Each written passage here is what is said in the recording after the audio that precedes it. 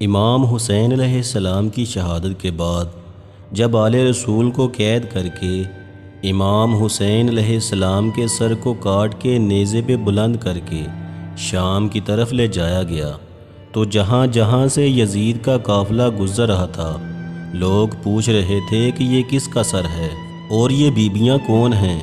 جس کو بھی معلوم ہو کہ یہ رسول اللہ کا خاندان ہے تو ہر کوئی دل ہی دل میں ان ظالموں پہ لعنت کرتا رہا اور کوشش یہ تھی کہ یہ لعین ہمارے شہر نہ رکیں۔ تو ایسے ہی چلتے چلتے جب یزید کا قافلہ شہر کرتان تک پہنچا تو وہ لوگ پہلے سے ہی باخبر ہو چکے تھے کہ فوج یزید نے اللہ کے رسول کے نواسے کو قتل کیا ہے، آل محمد کو قید کیا ہے، تو انہوں نے اپنے شہر کے دروازے بند کیے ہوئے تھے۔ قافلہ شہر کے باہر رک گیا اور درخت کے سائے میں یزید کے سپاہی سونے لگے۔ جب رات ہونے لگی تو راہب قریب آتا ہے اور دیکھتا ہے کہ ایک نورانی سر ہے جس پہ آسمان سے فرشتے آ کر سلام کر رہے ہیں اور وہ سر قرآن کی تلاوت کر رہا ہے۔ راہب جیسے ہی اپنے گھر جاتا ہے پوری رات یہ سوچتا رہتا ہے کہ یہ کس مقدس ہستی کا سر ہے۔ جب صبح ہوئی تو سپاہیوں سے آ کر پوچھنے لگا کہ یہ کس ہستی کا سر ہے۔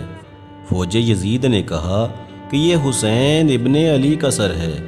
تو اس نے پوچھا کون حسین؟ اتنے میں شمر لعین کہنے لگا حسین فاطمہ کا بیٹا، محمد کا نواسا۔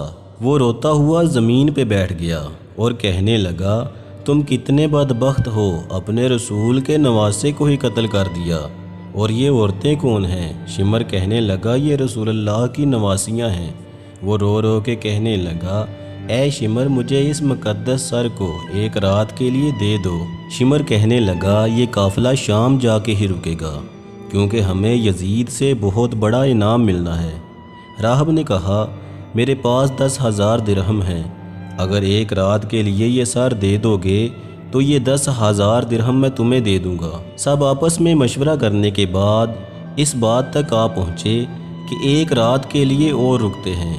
بالآخر ان ظالموں کو 10,000 درہم دے کر راہب امام حسین علیہ السلام کا سر لے کر اپنے گھر آ گیا اور ایک پتھر پہ آ کر اس سر کو رکھا اور زاروں قطار رونے لگا۔ اتنے میں امام حسین علیہ السلام کے سر سے آواز آئی اے راہب یاد کر جب تو اولاد کی دعا کروانے کے لیے میرے نانا کے پاس آیا تھا اور تمہارے مقدر میں اولاد نہیں تھی، میں نے اللہ سے دعا کی تو اللہ نے تجھے 7 بیٹے عطا کر دیے اور تم نے کہا تھا کہ ایک مرتبہ میرے گھر آنا۔ اے راہب آج حسین تیرے گھر آ ہی گیا۔ جیسے ہی امام حسین علیہ السلام کے سر سے یہ آواز سنی راہب زور زور سے رونے لگا اور کہنے لگا اے میرے آقا حسین مجھے معاف کیجیے گا، اگر مجھے معلوم ہوتا تو میں بھی آپ کے قدموں پہ قربان ہوتا۔ امام حسین علیہ السلام نے فرمایا اے راہب اللہ کی مرضی یہ ہے کیونکہ اللہ کا دین میرے خون سے زندہ ہونا تھا۔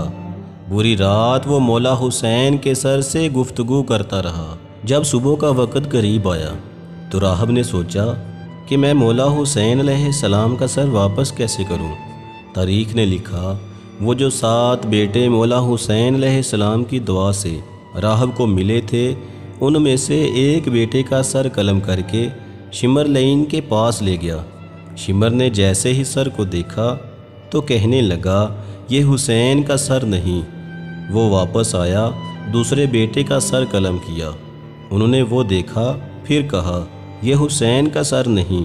ایسے کرتے کرتے راہب نے امام حسین علیہ السلام کے عشق میں اپنے 7 بیٹے قربان کر دیے۔ جب آخری بیٹے کا سر شمر نے دے کے یہ کہہ دیا کہ اے راہب تو وعدہ خلافی کر رہا ہے، اگر حسین کا سر نہیں دیا تو ہم تیرے پورے خاندان کو قتل کر دیں گے۔ جیسے ہی راہب اپنے گھر پہنچا تو امام حسین علیہ السلام کے سر سے آواز آنے لگی اے راہب اپنے سارے بیٹوں کے سر ان کے جسم کے ساتھ رکھو، اللہ کے کرم سے تمہارے سارے بیٹے زندہ ہو جائیں گے، اور میرے سر کو اٹھاؤ اور فوج یزید کے حوالے کر دو، کیونکہ یہ اللہ کی مرضی ہے، ہمیں شام تک پہنچنا ہے اور ہر گلی ایک ایک بازار سے گزر کر قرآن کی تلاوت سنانی ہے۔ میری بہن زینب کو خطبے دینے ہیں اور ایک ایک بازار سے گزرتے ہوئے اسلام کی تبلیغ کرنی ہے۔ راہب نے اپنے تمام بیٹوں کے سر ان کے جسم کے ساتھ رکھے اور اللہ کے کرم سے وہ سارے کے سارے بیٹے زندہ ہو گئے۔ پھر راہب روتا ہوا امام حسین کے سر مبارک کو فوج یزید کے حوالے کرتا ہے اور کہتا ہے کتنے بدبخت ہو تم، اپنے رسول کے نواسے کو قتل کرتے ہو، ان کی بیٹیوں کو قید کرتے ہو اور ان پہ ظلم کرتے ہو۔ تمہارا یہ ظلم قیامت تک تمہارے لیے لعنت بن جائے گا۔ آج بھی اس پتھر سے خون نکلتا ہے جس پتھر پہ امام حسین کے سر مبارک کو رکھا گیا، کیونکہ شہید کبھی مرتا نہیں اور خون ناحق کبھی چھپتا نہیں۔ سلام ہو سید الشہداء امام حسین ابن علی پر۔